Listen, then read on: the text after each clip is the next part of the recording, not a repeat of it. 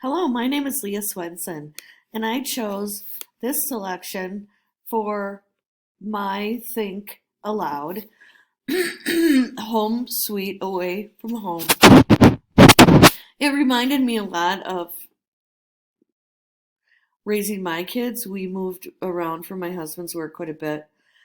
And what I really related to in the first line is making connections that I'd moved to 5 cities in 10 years. In line two, I built 5 houses and then turned around and sold them for about a 15% average profit. So I'm making those connections with how she's in these different environments that she doesn't really hadn't expected her family to experience. On line four, I um, packed everything up and moved to Jacksonville, Eagan, Minnesota, Glenview, and Mahtomedi. And so I was making that connection again with her move. Then line five, which is dreamy as it may sound, there was still the not insufficient matter of making our way in a foreign country, especially one as bureaucratically opaque and mysterious as Italy. And I feel that way too. When I moved to the South, it was a very different society, and Florida seemed very mysterious. The bureaucracy opaque became clear as women didn't have the same rights in the South as in the North. So in 1996, I was not on the title of the house, and I couldn't order a drink from the bar, and I couldn't order my food from a waiter. Line six, it caused an unforeseen psychic upheaval. We moved from Brooklyn from the first house that had allowed us the space to feel true adults. I had worked to make the house a sanctuary. I labored through the stages of renovation, obsession, denial, compromise, and embraced the imperfect consequences. So 6 and 7 to me were more about making connection that it was a time of grief in very complicated stages, and there weren't necessarily happy times back home in Medina Heights since we both had large families who were quite demanding. So, line eight, I've tried to give the house some sense of personality and familiarity, a mix of inherent antiques and remind me of my family's waspy yesteryear and the furniture photographs and paintings that we pick up along the way. In the process, I had unconsciously begun to view our house as a bulwark against family dysfunction. It came to stand for convention and stability. In Rome, our long road towards finding a place began with a stay at a rundown hotel room in a neighborhood seemingly in the middle of nowhere. So 8, 9, and 10. 8, I made the connection that I did move our piano, our major furniture, and our belongings, and I got very good at picking up and moving. And the houses were all new, so I do all my decorating styles and likes the same. So moving gave us an opportunity to become our own family system, and this is where I make an inference that we have a very tight bond in our family now from that experience, and it seemed that she is looking for that as well. So 10,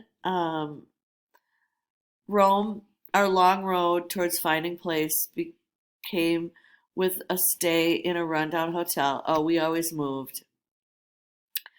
So 11, next we settled for a month in a cramped one-bedroom apartment where we could see the Coliseum from the front door. When the lease ended, we stumbled into some good fortune. We landed in a rather grand penthouse in a 16th century building on the top of the Spanish Stairs. The apartment, the apartment owned by a fashion designer and family friend, is big and light filled and lined with windows that showcase panoramic views of Rome. There are unique daybeds, bold and colorful, artful textiles and pillows.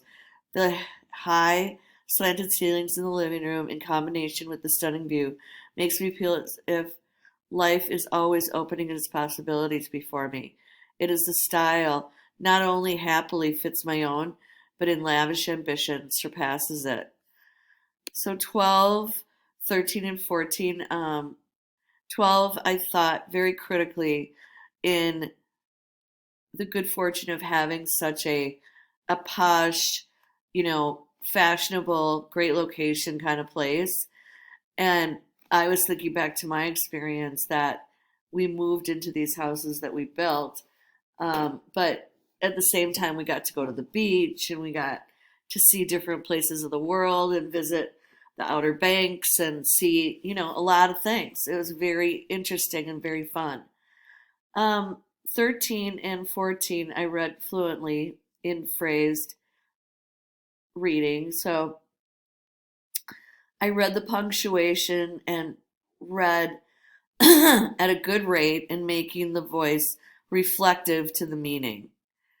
And I did that for 14. And then 15, and yet in a borrowed life, this is living a borrowed apartment with borrowed tastes in a borrowed country, I have come to realize that the home I'd since so fiercely clung to as my own was rather easily replaced.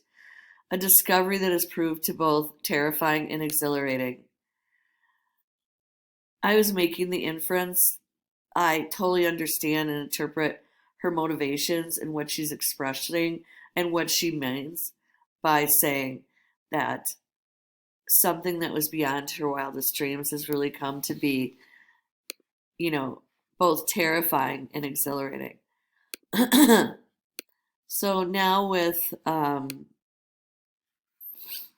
last column here, 16, I was analyzing the text.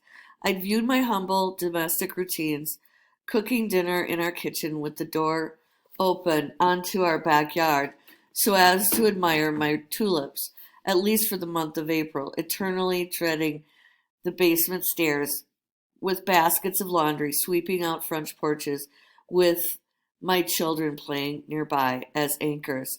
I love the as anchors imagery because it reminded me just of how solid or what our moves represented in making our families whole or making our our own family, my husband and I and my kids, a solid, you know, standing institution. So 17, but as it turned out, I hardly blinked when I had to leave these rituals behind. We raised raised troubling, undermining questions, ones that threatened to topple my long held notion that a constant home is a happy one. What had I been holding on to with such devotion? If a home is a talisman, what is it? 17. I was thinking critically about this. I thought that was really interesting. What she used, how she described it, how she left behind what she thought was the ultimate, home and what she had provided her children. And it toppled that notion of hers and mine as well, that a constant home was a happy one. And what I had been holding on to, what was I holding on to with such devotion? And I hear that. The connection of family, living in the town you grew up in, doing all those things, the schools that you expect your kids to go to. All those things are kind of blown away, and you have to redo that when you move. So 18, again, making connections, but there have also been consoling revelations, small and large. I noticed the glint of light on someone else's vase in the late afternoon sun gives me the sense of domestic tranquility, as it did when the vase was my own. I love this, how she writes this, because it's really, she's talking about being able to see things through another person's lens. And I think that it's really difficult to understand other people's experience unless you have empathy for some really big changes in your life. Um, Again, 19, I don't have a running list of all the things I do to make this place better or more of an expression of myself. Do I stare at the bureau in my daughter's room and think, I really should go fish out the puzzle pieces that fell behind there last month? There is a weightlessness to this existence that is liberating. It really is because you don't have to, you're not worried about, your mother-in-law coming over and are your pots and pans clean enough? The most resonant discovery, however, has been that my family offers such transportable meaning and pleasure. I made a connection with that too. I agree. We are more or less who we were when we lived in Brooklyn or Mendota Heights, and when we were living in Jacksonville or Eagan, and as we are in the Bohemian area above the Spanish Stairs. We are who we are. I still yearn for a home, a safe place for my family to always return, but I also know that we ourselves provide the center I've been fervently seeking elsewhere. And I totally agree with that.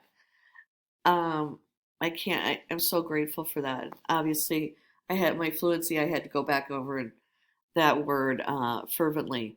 So thank you so much for listening to this. And I really enjoyed this practice. Thank you so much.